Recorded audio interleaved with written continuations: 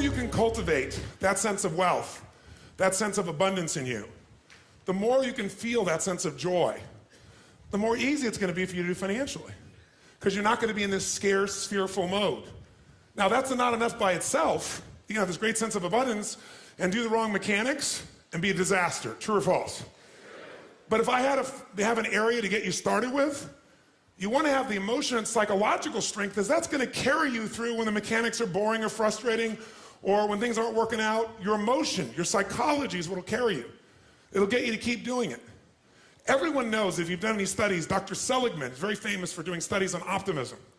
And in those studies, you know what he found out? People that are pessimists are much more realistic. They're much more accurate.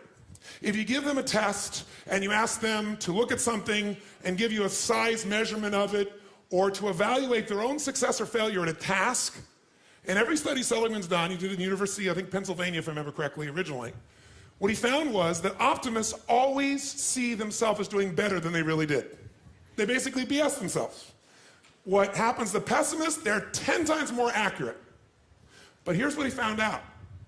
What he found out is because the people who are accurate never push themselves because they know it's never going to work anyway. Whereas the optimist sees it better than it is, so they keep doing it. Because they have the illusion they did well, I'll do even better next time.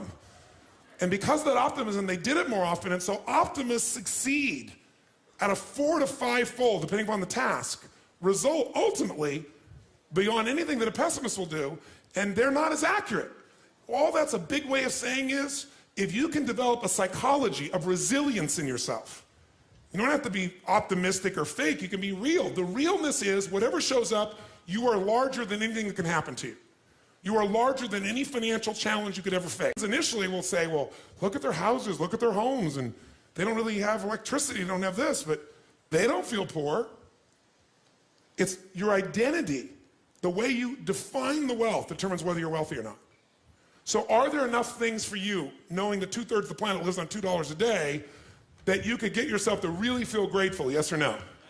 How much of your life do you get benefits from today that you never had to create? Think about it. Like I said, the roads you ride on, the library, the books you didn't have to write, right? The internet that you can access in seconds and get answers to just about anything. The people in your life that you didn't have to raise, but are there for you. Think about all the different aspects of your life. If you want to be wealthy, all you have to do is associate. So before we do the financial part, because financial independence is different than wealth. Wealth is that state of mind. Financial independence is being in that position where you don't ever have to work again. That if you work, you do it because you really want to. Now, I'll give you a clue. If you get financially independent and you don't work, you'll be miserable. I can't tell you how many friends I have that sold their company, made $50 million.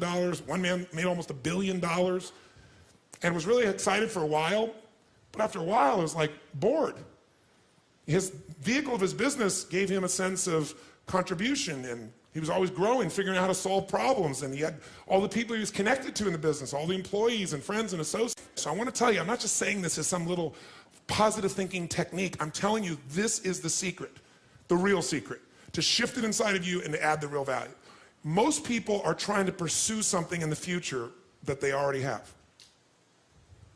I want you to think of what it is you think you want that will make you wealthy or financially free. By defining the game in a winnable way.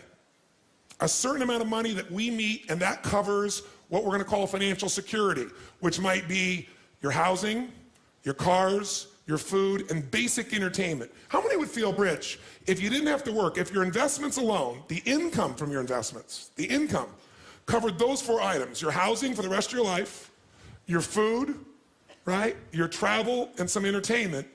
How many think that would feel pretty good? Say aye. And by the way, that number is way smaller than what most of you think of when you think about being financially independent, which is everything covered without working. So why not get the first one down pat? And you're going to know exactly what that number is for you and what it's going to take for that number where you don't have to work to meet it. Then we can look at financial independence, where you don't have to work and everything is covered. Then we go to financial freedom. You don't have to work and everything you can think of is covered. Anything you ever want to do for yourself or others, those you want to give. That's a different level, isn't it? And most people think of financial freedom, they come up with this gigantic number that if you even figured out everything you want, it's nowhere near as big as you think. And because it's so big, you never even start the journey. and you don't think it's going to happen. So you talk about it, you hope you'll get some big hit sometime with your business or something, but you never get going. How many follow this? Say I. If you are significant in other people's eyes, what will that do for you? Well, you know, it was in my eyes, somebody that I would look, somebody that, but when you know, you an get, example. But when you get there, you won't look to yourself anymore. When you get there, you'll just be at a different level, and then you'll be trying to figure some other level of what you need to get to so you would respect yourself. That's a good point. He always makes good points. You notice that? So what you're doing is, here's the game you're playing, and I want all of you to hear this. No amount of money will ever make you wealthy. Because as soon as you get there, you will raise the game. Now here's what's great about that. To continue growing in all areas of life. If you could grow emotionally, should you? Yes or no? Yes. If you could give more, should you? Yes or no? Yes. If you grow intellectually, should you? Yes. If you could give more love, should you? Yes. If you could grow more financially, should you? Yes, because growth is life. But having to grow in order to feel significant enough means you will always be poor. It's a game that never ends. Let's talk about money now, not wealth. What does it take mechanically to get this thing called financial independence? And what is financial independence as opposed to wealth? Wealth is a product of the mind. Again, no amount of money you ever achieve will make you wealthy. Financial independence means you never have to work again in order to live your life. That when you do work, you're doing it because you really want to, not because you have to. And how many are committed to not only being wealthy, but also financially independent? Say, I. How do we get there? Let me give you the lesson how to get there. It is so simple that when I tell you, you're going to go, thank you for the breakthrough thought. But even though you may know this intellectually, whether you're sophisticated or not, you probably know this. The formula for financial independence is so simple. And you can't achieve financial abundance unless you really learn to apply this, not just in a concept in your head, but consistently in your life. And that formula is simple. Spend less than you what? You go, thank you for the breakthrough thought, Tony. But is this what most people do, yes or no? No. What do most people spend? More than they earn. There's no way around this. No matter how much money you have, if you spend more than you earn, you got a challenge. So there's no way to be financially free, financially independent without spending less than you earn. And what do you got to do with what you don't spend? You got to invest the difference. Because what I want to show you right now is how do you build what everybody should own. Every one of you should leave here with your own personal money machine. You want to create a money machine. A machine that while you're sleeping is making you money. Right? So you're no longer trading the most valuable resource you have in life, your time, for money. You want to trade money for money. You want money to go to work. You want to put that money to work for you so while you're sleeping it's making a difference. You want to create a machine. And that machine you want to create is something that you want to be able to feed you at some stage where you don't have to work. That's what the money machine is. The second secret to this is you got to reinvest. How many of you have ever made a big hit in your investments and went, oh my God, that's so cool, and took the money and spent it on something? Raise your hand, say I. Come on, say I. I know you all, anybody who's invested has done this. If you got a big hit, you go, oh, this is it. Nothing wrong with that, but you got to make sure a significant amount of that, you reinvest your returns so you get compounded what? Compounded growth is the most basic principle in the world. We all know it intellectually.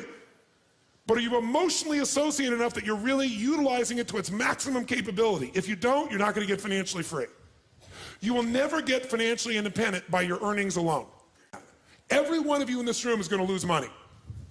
Every one of you. There's no way. The person I work with, one of the top financial traders in the history of the world, top 10 in the history of the world, is not even right half the time. How could you make billions of dollars if you're not even right half the time? Not even 51% of the time. I'm going to show you in a few moments. It's known as asset allocation. It's the way you invest. It's what you do. That's what's going to shift this. So first step, spend less than you earn, invest the difference. Second step, reinvest it so you get compounded growth until you reach the home run, your money machine, until you reach a critical mass of capital, of investment capital. When you get to that critical mass, and what determines the critical mass is how much you need for the lifestyle that you want. Once you get to that critical mass, what it provides for you is what you're investing for. Who knows, no matter what investment you're doing, what are you really investing for? Whether you're investing in cars, stocks, bonds, real estate, financial instruments, what are you investing for? You're not investing for returns. That illusion will keep you from getting to the end game.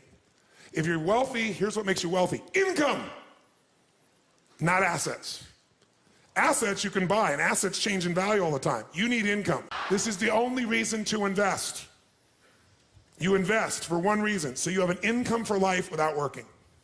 And to do that, you got to build a critical mass of capital, that the interest on it alone will give you that income, and you can have the life you want without working. And the only way to do that is do those first two steps. Spend less than you earn, invest it, reinvest it till you hit that critical mass.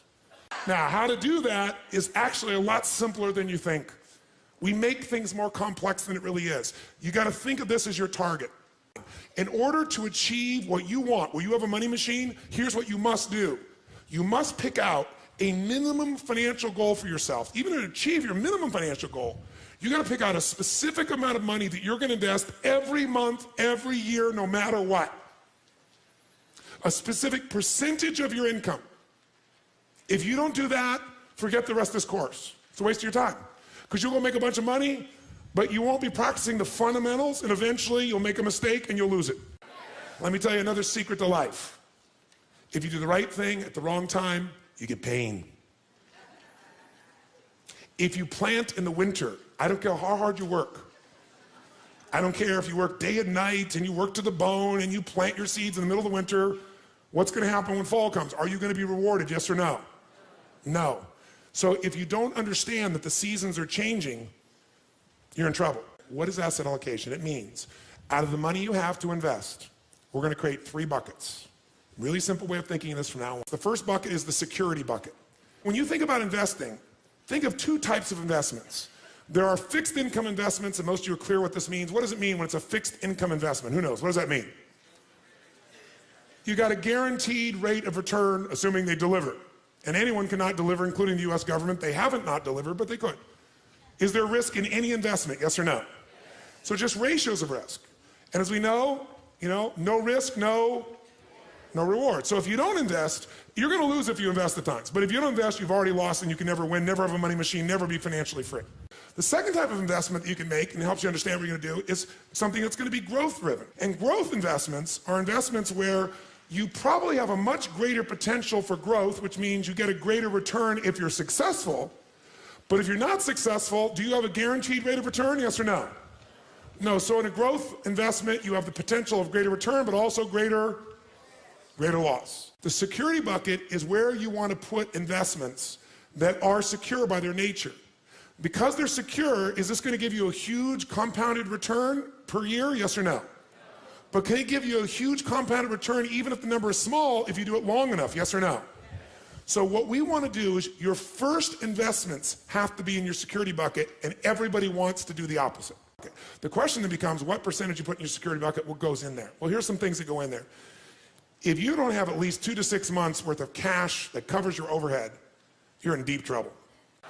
The first step to getting financially secure, not financially independent, is to make sure you got enough cash that if something happens, you can go for 6 months. You got the freedom. What else might you put in there? Types of investments. An IRA goes in here, right? Pretty secure. Insurance. The insurance is protecting you. That's part of security. What else could go in there? Your home. Don't think of your home as an investment. Because for most of you, you're eventually not going to sell that home and eat it. You're not going to sell your home and get income off it. Now, some of you may be. You may at a stage of life where you're accumulating the same homes, and eventually you're going to sell and buy a smaller home and take that critical mass that came from selling the big home, and it's going to take care of you for life. If you're doing that, great. But the place to think about your home in terms of leverage, put it in your security bucket. How many agree with me on this, by the way? Say aye. Because, by the way, if you don't have a home, you're going to be really stressed out, right? So I got to think of my growth outside my home, really. Think of your compound interest outside your home. Your home may be a bonus for you. And fixed income investments all fit in this category. Now, what's the second bucket? Second bucket is growth. 2 ways you're going to learn about growth. The buy and hold strategy, which is the strategy of an owner. And by the way, that buying and holding, that is less risky to some extent than momentum because of the timing. But it can be just as risky. What is momentum trading? That's when you're no longer an owner, you're a trader. A financial trader, everybody's a financial trader. Most of you trading time for your money. Here you're trading money for money. Here what you're looking at is you're seeing movement in prices. And what a momentum player is doing is they're playing for the short term usually. Third bucket is the dream bucket. The dream bucket is you want to travel around the world. The dream bucket is You, depending upon the size of how you think or what you're doing or your economics, you want to own a condominium in Aspen. It might be the boat, it might be a trip, it might be owning a basketball team, owning an island. Depends on the size of what it is you want to do. And by the way, bigger isn't better. The more you have to feel financially free, the more stress you're going to have. How many follow this? It's the opposite of what you think. The more you have, the more you got to manage, the more time, the more energy, the more risk, the more capital. That doesn't mean you shouldn't do it. Some of you are very, very driven to create and risk. That's a personality type. We know that it's crazy. I happen to be one of those types to some extent. But even a crazy person's got to make sure their security's there, or their craziness at one point will bite them. How many follow?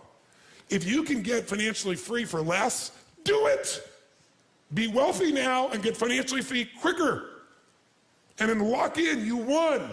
And then keep that stuff in your security bucket. And if you want to play a bigger game now, you've already won, and everything you're playing now, that's where the house is money.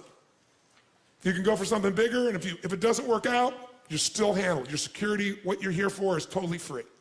How many follow what I'm talking about here? Say I.